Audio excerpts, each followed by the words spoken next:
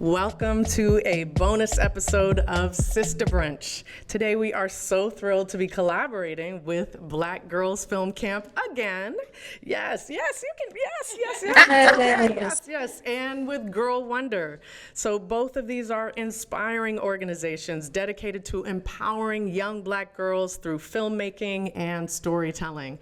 I am your host, Fanshen Cox, and I am so proud to be joined by an alumni of Black Girls Film Camp.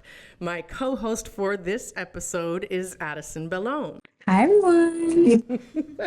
So I'm going to tell you a little bit about our guest, Katrina Ogilvie, and then I'm going to hand it over to Addison because she's got some amazing questions for our guest. So Katrina Ogilvie, not Ogilvie, Ogilvie, and we'll save for another episode the name story because it's awesome. She's joining us today on Sista Brunch, and she is a seasoned writer and producer whose passion for the film industry sparked early on while growing up in Spain, where her father produced live jazz concerts and her mother was a singer. She's a graduate of the New School University with a BA and partial MA in Film and Media Studies. Katrina has contributed her skills to a variety of roles, including working at Imagine Entertainment and as an assistant to Aaron Sorkin, although we're Black women, so probably Aaron Sorkin was her assistant. We might have to cut that out, but maybe not, because it's the truth. Her accomplishments include writing the award-winning Rosa Parks movie, Behind the Movement, and contributing to productions like Swagger and All Rise. With a rich Jamaican, Irish, and Puerto Rican heritage, Katrina writes with a commitment to diversity, bringing varied and interesting characters to life in her work. And now I'm going to turn it over to Addison Belhomme to ask her questions. Yes, so hi, Miss Ogilvie. I'm so excited to have you here today. I mean, this is just amazing. First, I was interviewed by Sista Brunch podcast at Essence Fest, and now I have the opportunity to be a co-host. So, thank you for being here. My absolute pleasure. So my first question for you, kind of just, diving into both of our experiences with Black Girls Film Camp. I've been able to work with you on the board of directors for the past year, which I would say has been amazing. But I wanted to ask you, what made you want to become involved with the Black Girls Film Camp, and where do you see the organization in the next 10 years? Oh my goodness, fantastic question.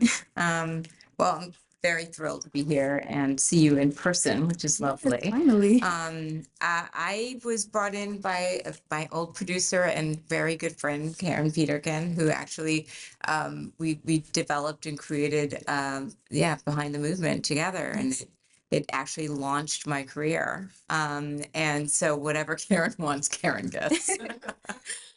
She told me about the organization in its first year. I was just completely sucked in. I thought all of these young women who had opportunities that would have been incredible for me to have also experienced had to be. So as far as I'm concerned, it's only going to continue to grow. I hope it becomes more competitive and that it gives all of you alum, but also the incoming campers, this true understanding of their capabilities and where it can go. And right now we're in a really strange industry flux, let's say. And I think it's going to take a couple of years to get out of it.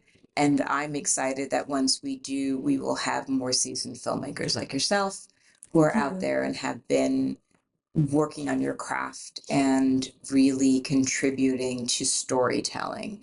And when the industry catches up, they catch up, and then you guys will be ready. So I think the next 10 years, I think the next 3 years will be very difficult on the outside world, but I think it's a perfect time for training and for priming storytellers.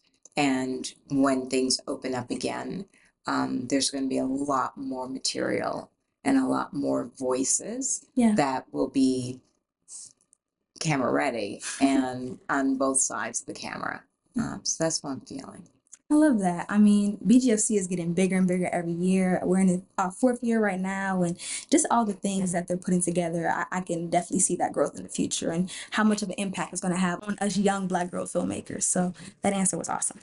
Okay, so my next question for you, because I am a huge fan of Swagger, I just started watching it, and a huge fan of Gina Prince and Reggie Rock Bythewood and their work. And I dive into the first episode. It was great. And as soon as the credits go on, I'm watching the credits, and I then see Miss Katrina Ogilvie, story editor. And I'm like, oh my God, like this is Miss Katrina with the BGFC. And so I just wanted to ask you, with such an amazing show, what does the role of being a story editor consist of? And, even with great writers on that show, how do you find the things you want to critique for the script to really make it the best? So it's a great question. It's interesting because the title makes it sound different than what it is. Yeah. So I'm actually a writer. Okay. The story editor is just the level, and it tells us sort of it's how we get paid.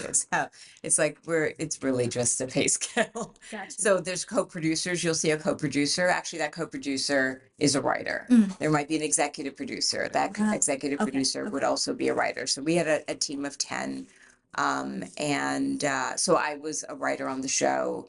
I had less experienced writers that are called staff writers.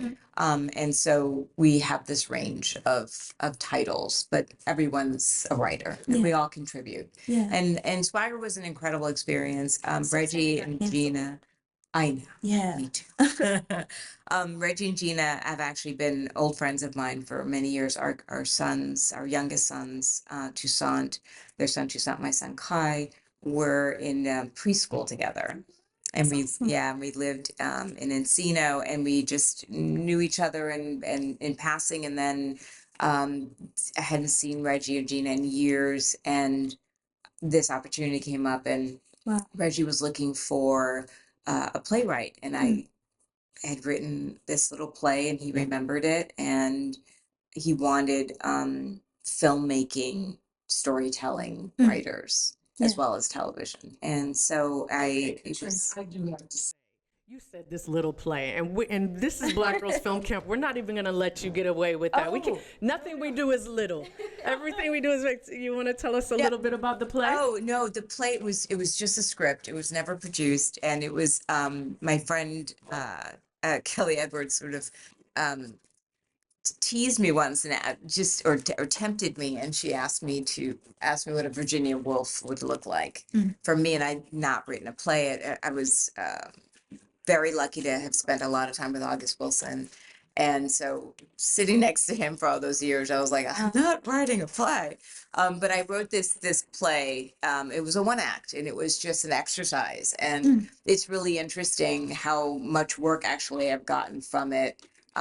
Because it was absolutely. And I will say Kelly Edwards is a 2-time Sista Brunch guest. So she is an OG. She came on the first season with us. So she's also amazing. She's one of the best humans I know. She is one of the best storytellers, and she just has an understanding of story in such a deep way. We've been friends because our girls played soccer together, and we, many years ago, and then we just connected and stayed in touch. And I love that she's a writer. She's always been a writer, but now she's a writer on paper. She sure is. It's amazing. Katrina Ogilvie, it is so nice to have you on Sista Brunch. We will have you back to hear your whole story, including that name difference between you and your cousins. Addison, you're welcome back on Sista Brunch anytime. Thank you both so much, and enjoy Black Girls Film Camp. Have a wonderful time. Thank you. Yes.